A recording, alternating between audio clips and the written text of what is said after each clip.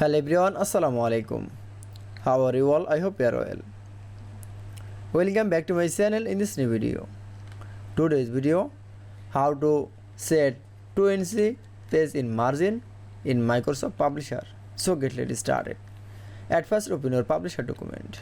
In this video I will show set 2NC page border. Now going to the page design option. Now for click. Then click for a margin option. Now click for a custom margins. Then we can see in the interface in the layout guides. Now select from a left. Now press from keyboard, press from 2. Then select from a right. Now press 2. Then top. Now press 2. Then bottom, press 2. Now click for OK. That is.